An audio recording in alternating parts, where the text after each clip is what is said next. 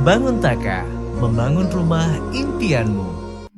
Assalamualaikum warahmatullahi wabarakatuh. Ketemu lagi teman-teman di channel Bangun Taka.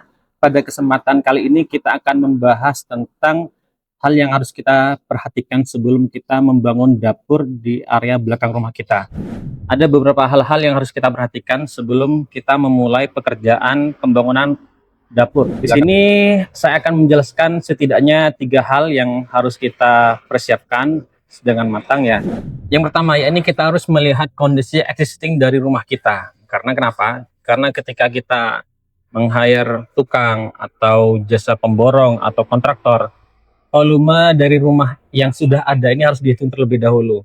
Jelas berbeda antara rumah yang sudah ada pagar sekeliling dengan rumah yang masih kosong.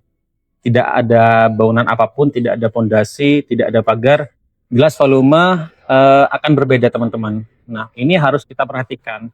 Jangan sampai tanah kita sudah ada fondasi, tapi oleh pemborong atau kontraktor itu tidak dihitung. Jadi keadaan rumah kita harus lihat dulu, kita konfirmasikan kepada pihak yang akan mengerjakan bagaimana keadaan rumah kita.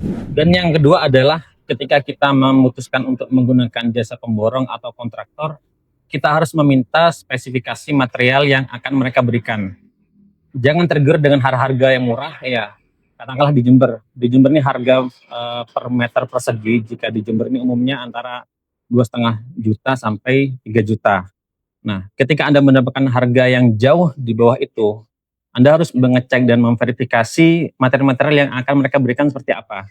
Jangan sampai Anda tergiur dengan harga yang murah, tapi kualitas material dan hasil pekerjaan di bawah ekspektasi kita. Karena teman-teman perlu tahu, ketika ada suatu pemborong atau suatu kontraktor, dia memberikan harga yang murah, pasti dia akan main di material, baik dari semen, baik dari keramik, maupun dari besi. Hal-hal ini yang akan mereka lakukan ketika mereka memberikan harga yang sangat murah kepada Anda.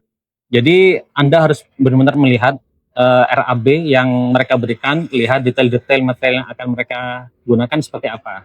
Dan yang ketiga adalah Anda harus bisa mencari tenaga atau jasa kontraktor atau pemborong yang punya rekam jejak yang bagus.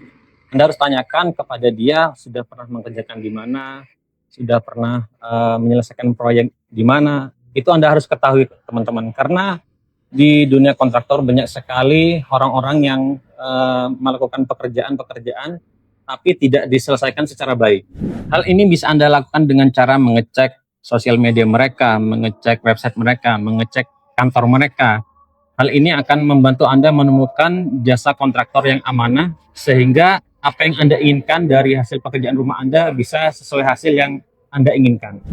Demikian tips yang bisa saya berikan di video kali ini. Mudah-mudahan setiap rencana Anda untuk membangun rumah yang Anda inginkan bisa terlaksana dengan baik.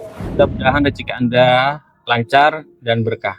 Terima kasih, kita ketemu di video selanjutnya. Assalamualaikum warahmatullahi wabarakatuh.